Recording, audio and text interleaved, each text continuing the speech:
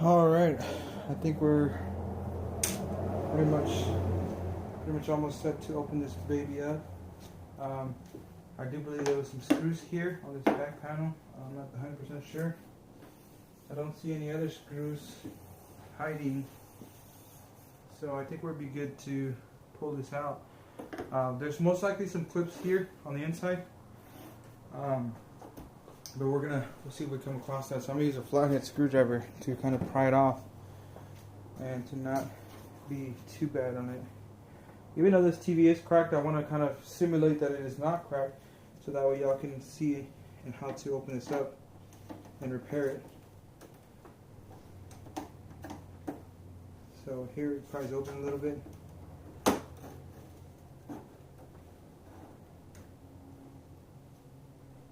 I would recommend to use two tools, one to hold the plastic and then one to pry open. So like this, because it does smush your finger a little bit.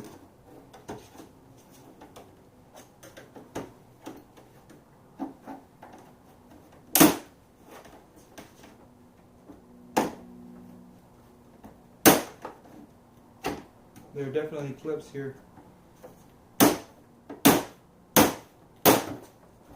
Sounds like it's breaking, but it's not.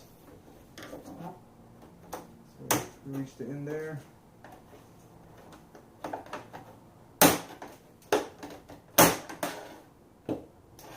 I think the clips are breaking on this side, so we'll follow this other side here.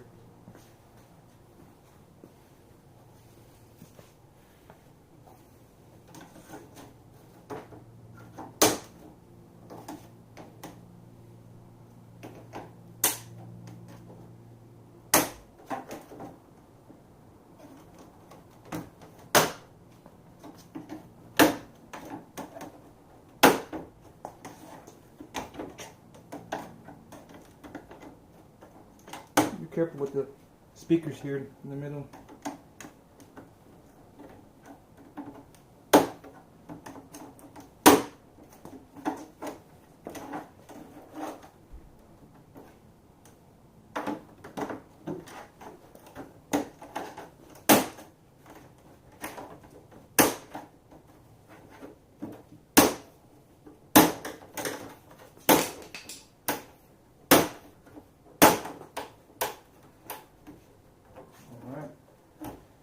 So there are no screws on this top portion, so I'm going to try to see if we can lift up.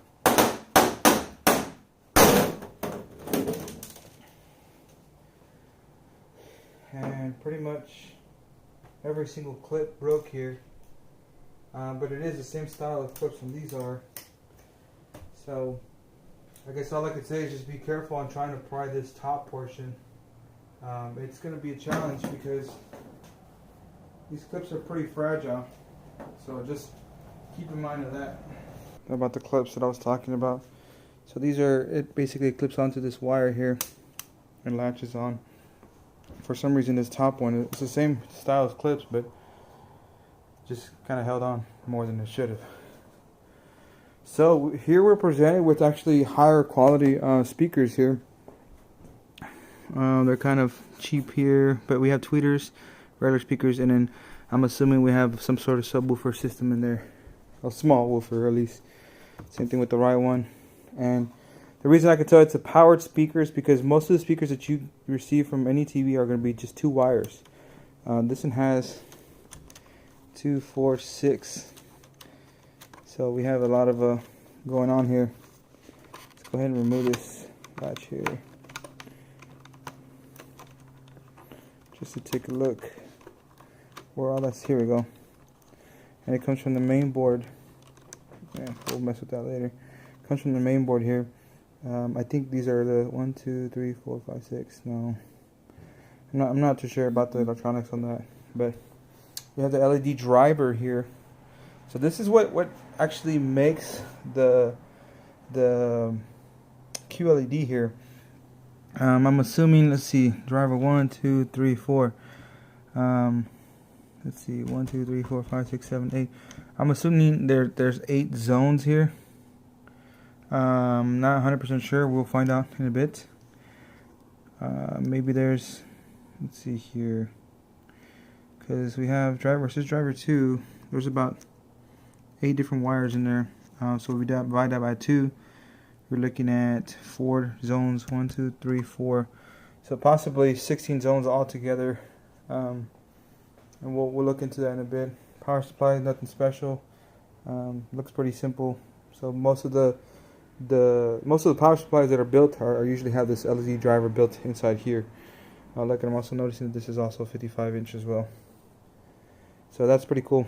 So basically, the power supply gives the power to the driver, and then the power gives power to the main board. Main board decides to let the driver know if it's a 65 or 55 inch, and then main board is also in charge of the LCD distribution, which is why most likely this is probably not even a main board itself. It may be a T-con / main board, or part of a main board. The other main board itself is like one connect. That's why they have that one connect separate. So it kind of breaks down the electronics a little bit different here. Pretty cool though. So I'm going to flip it over. We're going to check it out to see how the light distribution is and go from there. So because we did release a couple of screws in the bottom here, this portion is now loose, and we're going to try to work with it by doing that, by utilizing that.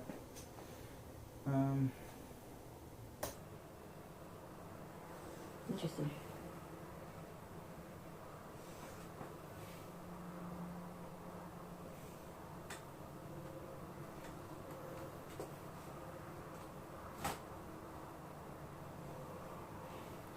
So I think you have to remove this little plastic protector on the bottom of this button here in order to release that screw, and then work your way around there. So I'm going to go ahead and do that.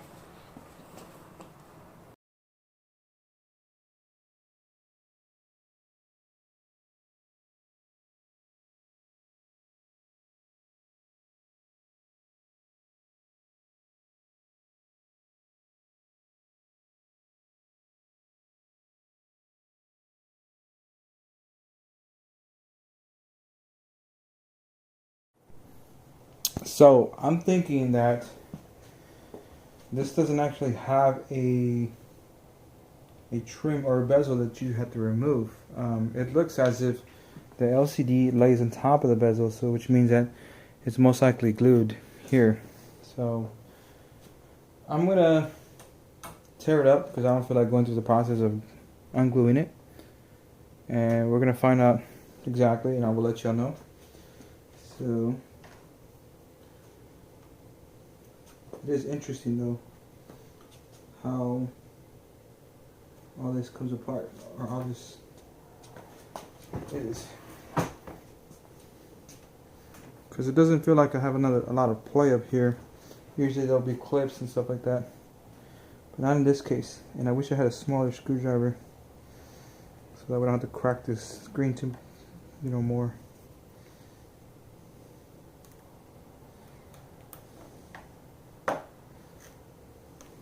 I need a smaller screwdriver. Let's get this back so y'all can see here.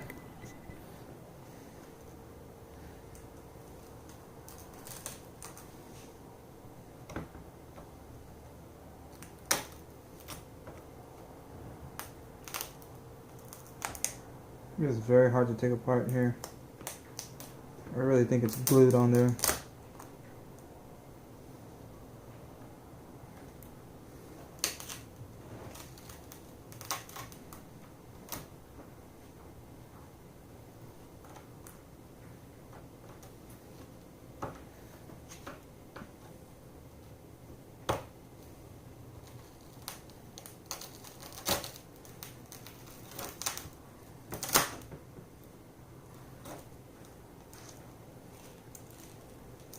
Oh yeah, it looks glued all right. So I tore into the diffuser part right here, and it does lay on top of the bezel, which I will peel off the glue here. It is this is like a tape on top of it. So good luck trying to repair this. if your backlights go out or something like that. Because this is going to be a pain in the ass. Samsung, that is not good. I'm basically taking apart the LCD here. Shame on you, Samsung, for doing this. I thought y'all were a better company. And I know y'all can care less what I say, but as a repairer of electronics here, I can't do nothing with this, which kind of sucks, because these LEDs may be good for replacement LEDs, but just because it's so hard to open up, any repair shop is not going to want to do that. This is going to be pretty hard to do. Shame on you.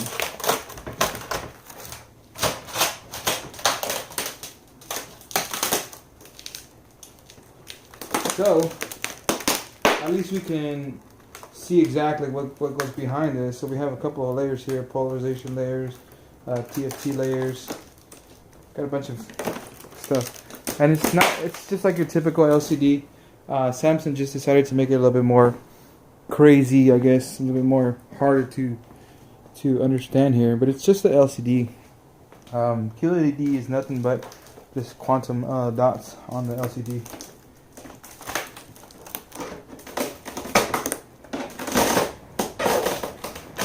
Matter of fact, the first ones that brought up the quantum dots was the LG LCD. Their IPS system.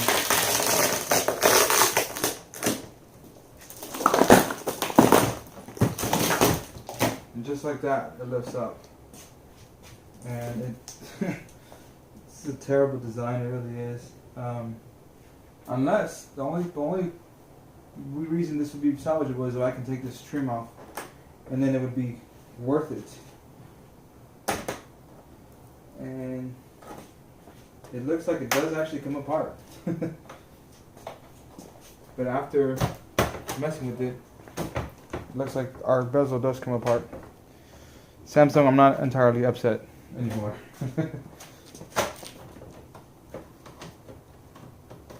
So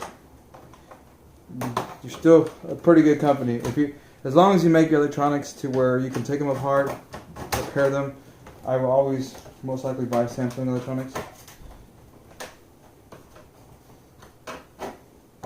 Although it is kind of hard to do this, so it might have to be done from the rear of the set. Let me go over here.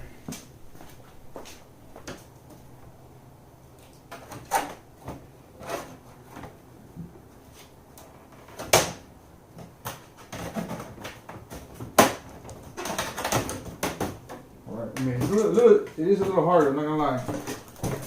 Once we have this dismantled, I'm gonna tear apart this LCD portion because I don't necessarily need it. But I do want to show you that if you do take this apart, you got to do all these steps.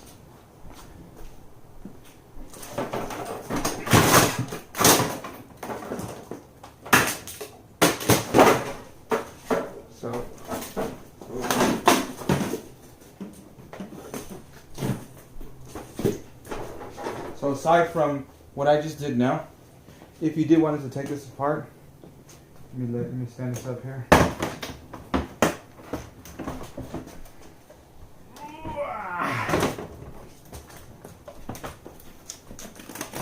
You would have to remove this portion here, and throughout the whole removal of it. That's only if you wanted to remove the actual LCD properly. Let me put this back. Alright. So, I'm going to go ahead and start it up here.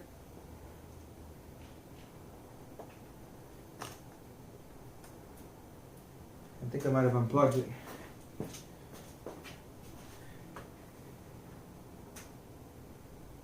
Let me check up why it's not lining up. So give me a sec.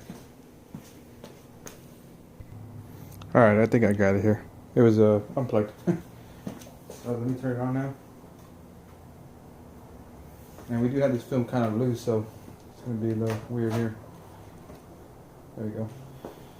So obviously the film's kind of destroyed here. Let me zoom y'all in here. So we have one layer of this is like a diffuser of some sort. Oh, there's a blue layer. Look at that.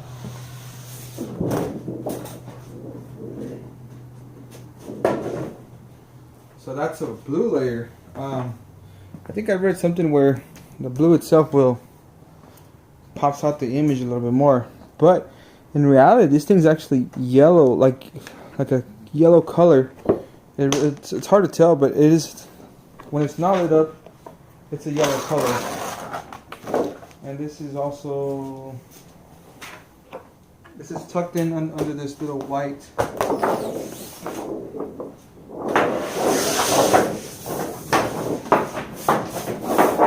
That's interesting. That was tucked in under this white little panel here that you might have to remove, which is most likely the edge LEDs are at. That little film is interesting because that's probably a phosphorus coated whatchamacallit? Film. And that's interesting because phosphorus is what LEDs are coated with when they're white. When you turn them off, they're usually yellow, okay, or a yellowish tint. The phosphor amount of coating determines how white that's going to be. If you have an LED with that any phosphorus coating, it'll be blue. So we're gonna see why this is blue too. It's interesting. This is a nice little film there. Let's remove this guy. Oh, look at that.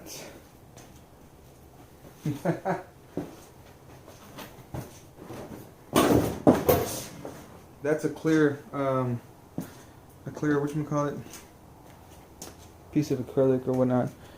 But check this out though. You see this color? It's hard to tell, but on the camera. But this is. Let me remove this film off. We don't need that film. That's just another distribution light. This is awesome.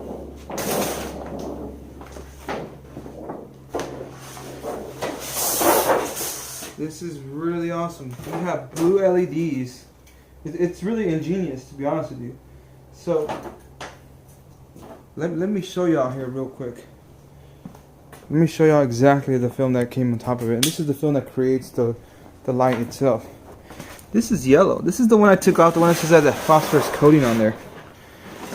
That's pretty crazy. If I flash my LED light on there, let's see if it'll work. Well, it turns white basically.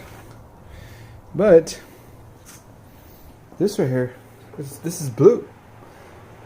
Camera catches it as like a regular white, but it's blue. It's a blue LED, which I've never ever seen. The only time that I've seen this happen was an accident by Vizio.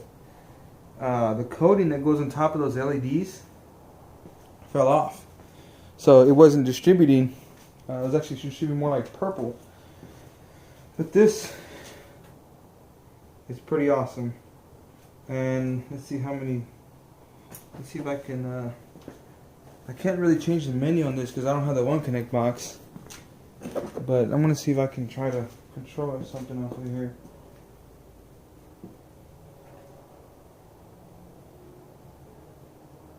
And it won't let me. I probably need that One Connect box, but let me see here. I want to show y'all the quality of these LEDs here. We have a huge heatsink here.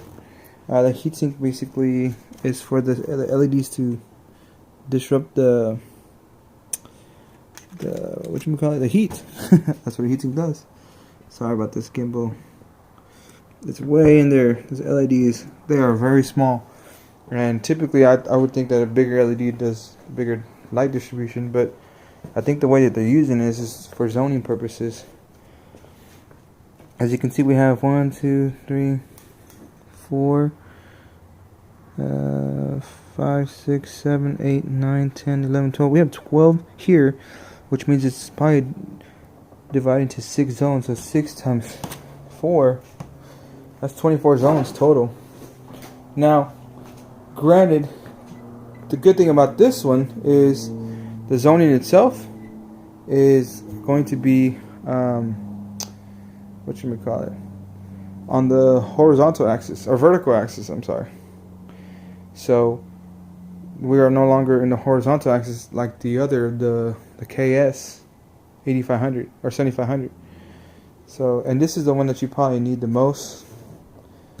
But this is pretty interesting. It's not bad for considering this is the second highest LED TV in the market right now. I'm not talking about OLED. OLED is a different technology here, but this is the very first one. I think it's going to be the Q9. It's going to be the highest rating LED TV. But that's interesting though. I really like that. I'm pretty blown away, and I wonder if these are worth anything, because I can see these going out, and I can see them being worth a lot of money. But till next time, guys, I got more TVs that I may take apart over there. I have an LG over there. I have a couple of Vizios over there we can visit. But this was an interesting one that I really wanted to take apart. So till next time, guys, thanks for watching. I know this video was long, but hopefully y'all learned something. Later, guys.